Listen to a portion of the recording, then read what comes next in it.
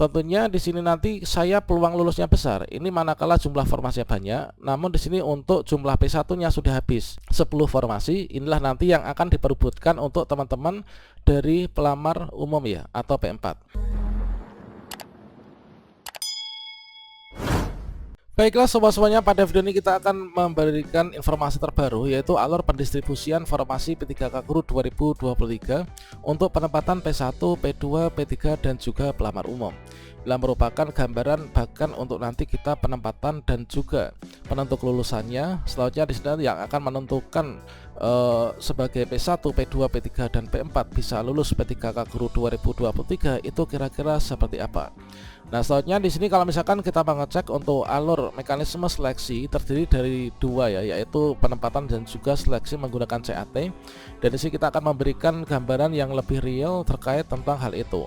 Kalau misalkan di sini formasinya itu ada 50, maka nanti bagaimanakah peluang kita? Bagaimanakah informasinya? Silahkan simak video ini sampai selesai. Namun sebelum kita lanjutkan, perlu saya ingatkan, bagi teman-teman yang mungkin baru saja menemukan channel ini, silakan klik tombol subscribe-nya dan aktifkan notifikasi loncengnya, sehingga nanti jika ada update video terbaru, kalian tidak akan ketinggalan informasi. Baiklah sobat-sobatnya, kalau misalkan kita melihat dari SK Pan-RB terkait tentang penetapan kebutuhan dari Kementerian Pan-RB yang diberikan ke seluruh instansi, bahwa untuk P3K Guru yang ada di instansi daerah ini formasinya seluruhnya berada pada Dinas Pendidikan. Dari beberapa daerah yang kita ambil sampelnya, untuk formasi seluruhnya memang benar berada pada Dinas Pendidikan. Dan selanjutnya dari formasi yang ada di Dinas Pendidikan, untuk pendistribusian formasinya ini nanti akan menggunakan yang pertama yaitu mekanisme penempatan ya. Yaitu di sini akan menggunakan mekanisme penempatan untuk pendistribusiannya. Nah, untuk penempatan itu akan dimulai dari penempatan pelamar prioritas 1 atau P1 guru-guru yang sudah lulus passing grade di tahun 2021, yang mana di sini akan dimulai dari per kategori. Nah, penempatan pertama akan diberikan kepada P1 dari THK 2. Kemudian kalau misalkan masih ada formasi yang tersedia setelah penempatan P1 THK 2, maka nanti akan dilanjutkan untuk penempatan P1 juga, namun ini adalah P1 yang guru honor sekolah negeri. Nah, setelah P1 guru honor sekolah negeri ini sudah ditempatkan sesuai dengan lintas ijazah yang dimiliki permapelnya, maka nanti sisa formasi akan diberikan untuk penempatan teman-teman dari lulusan PPG yang P1. Kemudian kalau misalkan dari lulusan PPG P1 ini sudah kelar, maka nanti akan dilanjutkan barulah di sini untuk penempatan teman-teman P1 dari jalur guru sekolah swasta. Kalau misalkan ternyata formasinya ini masih tersedia, maka nanti akan dilanjutkan untuk mereka penempatan yaitu teman-teman P2 atau pelamar prioritas 2 terdiri dari guru honorer kategori 2. Guru honorer kategori 2 yang tidak lulus di seleksi sebelumnya atau THK 2 yang baru saja mendaftar ya di tahun ini. Nah, selanjutnya jika masih ada sisa formasi, maka di sini nanti akan digunakan untuk penempatan dari teman-teman P3 atau guru honor sekolah negeri yang memiliki masa kerja lebih dari atau sama dengan 3 tahun. Dan untuk yang THK 2 dan juga P3 guru honor sekolah negeri masa kerja lebih dari 3 tahun, ini nanti adalah menggunakan mekanisme CAT ya. Namun CAT adalah CAT observasi dan juga nanti ada seleksi wawancara. Dan selanjutnya kalau misalkan masih ada sisa formasi setelah penempatan P2 dan juga guru sekolah negeri masa kerja lebih 3 tahun, maka nanti akan dilanjutkan yaitu untuk diperebutkan dari teman-teman yaitu P4. Nah, P4 itu terdiri dari guru honor sekolah negeri masa kerja kurang dari 3 tahun, lulusan PPG dan juga dari guru sekolah swasta. Nah, untuk yang P4 ini nanti adalah mengikuti seleksi dengan menggunakan CAT seleksi kompetensi dan juga wawancara ya. Untuk CAT seleksi kompetensi itu terdiri dari seleksi kompetensi teknis, manajerial, sosiokultural. Kemudian untuk wawancara itu nanti akan disendirikan, yaitu setelah teman-teman lulus CAT Selkom ini nanti akan diambil 3 peringkat besar ya, dikalikan dengan jumlah sisa formasi yang tersedia untuk nantinya maju ke sesi wawancara. Tentunya di sini untuk peluang besar sedikitnya dari kelulusan kita, apakah nanti untuk penempatan formasi itu tiap-tiap daerah bisa sampai di bisa sampai di P1 negeri atau P1 PPG, P1 swasta, ataupun juga apakah nanti akan mengadakan cat observasi atau mungkin juga cat selkom untuk P4, P3, P2. Tentunya di sini tergantung dari formasi yang tersedia pada Pemda.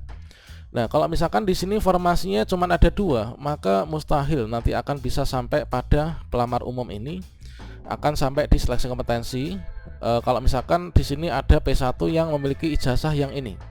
Nah, tentunya nanti peluangnya sangat besar kalau misalkan formasi yang dibuka per ijazahnya ini per bidang studi ternyata sangat banyak dan jumlah P1 ini cukup sedikit, maka nanti akan bisa berpotensi untuk penempatan P2, P3 dan juga P4 ya. Dan beberapa daerah tentunya sudah banyak yang memberitahu saya bahwa ternyata di daerah-daerah mereka itu untuk P1-nya itu sudah tuntas, sehingga seluruh formasi itu nanti bisa digunakan untuk penempatan P2, P3 dan juga P4. Tentunya untuk P1 ini sudah banyak sekali yang sudah lulus tahun ini ya teman-teman. Jadi peluangnya tentunya akan bisa lebih besar. Nah, selanjutnya di sini kita coba contoh ya, ambil satu, yaitu salah satu formasi misalkan. Nah, misalkan di sini kita ambil contoh formasi guru kelas ya. Misalkan saja guru kelas dalam suatu daerah, dalam suatu kabupaten, itu adalah guru kelasnya ada 70 formasi misalkan. Nah, formasi 70 ini berada pada dinas pendidikan kita. Nah, selanjutnya nanti dari dinas pendidikan melalui admin SSCSN yang sudah kita bahas pada video sebelumnya ya. Maka di sini nanti untuk formasi dari 70 formasi guru kelas ini nanti akan diurutkan untuk mekanisme penempatan dan juga CAT, teman. Nah, dari 70 misalkanlah di sini kita katakan untuk jumlah P1 dalam suatu daerah. Nah, P1 dalam suatu daerah dari THK 2 misalkan ada 2. Nah, ini adalah nanti akan diberikan untuk THK 2 dulu ini, yang 2 ini yang tentunya harus memiliki ijazah S1 PGSD, teman. Nah, ini jadi guru kelas 70 formasi diambil 2 untuk penempatan THK 2 misalkan jumlahnya ada 2. Kemudian sisanya yaitu 68 ini akan diturunkan, yaitu dicari P1 honor negeri yang memiliki ijazah S1 PGSD. Nah, misalkan di sini untuk P1 honor negeri ini jumlahnya ada 10 misalkan, maka akan diberikan kepada yang 10 ini. Nah, selanjutnya masih ada sisa formasi kan. Nah, berikutnya untuk sisa formasi akan diberikan ke P1 lulusan PPG. Misalkan P1 lulusan PPG yang mendaftar pada instansi tersebut ini adalah misalkan ada 4 ya, ada 4, maka di sini nanti akan bisa lulus ya, mendapatkan penempatan.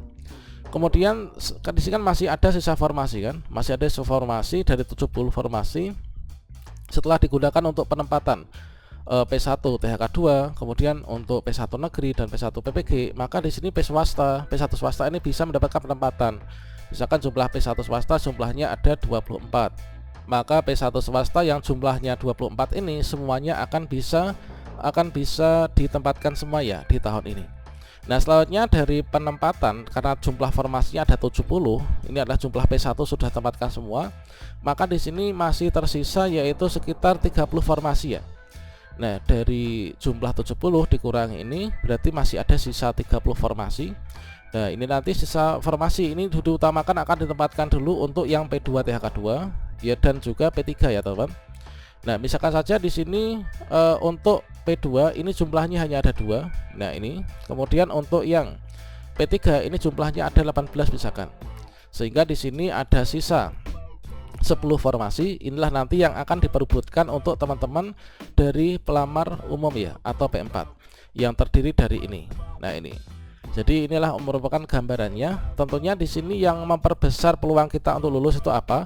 Yang pertama itu adalah ini, yaitu jumlah formasi sesuai dengan ijazah kita. Itu yang pertama yang menjadi indikator penting, yaitu jumlah formasinya berapa. Yang kedua, ini adalah kita sesuaikan dengan kondisi kita. Kalau kondisi saya ini adalah dari P3 honor sekolah negeri ini misalkan.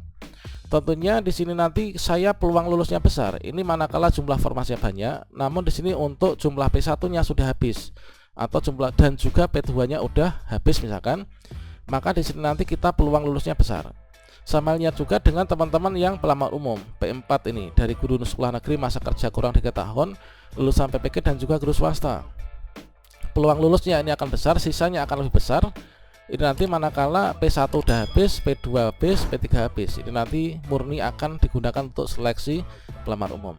Inilah merupakan sebuah gambaran untuk teman-teman yang mungkin selalu bertanya ya di kolom komentar, bagaimanakah nasib saya dari lulusan PPG, bagaimana nasib saya dari guru swasta, dari P3 tanpa penempatan, itu kira-kira bagaimana. Nah, tentunya di sini hal yang sangat berpengaruh ini adalah yang pertama tentunya adalah jumlah formasi, teman. Nah, jumlah formasi ini berapa? Ini yang sangat berpengaruh. Dan yang kedua ini adalah jumlah P1, P2, P3. Nah, ini adalah yang sangat menentukan untuk nanti kesuksesan kita bisa lulus di tahun ini. Demikian, semoga bermanfaat ya.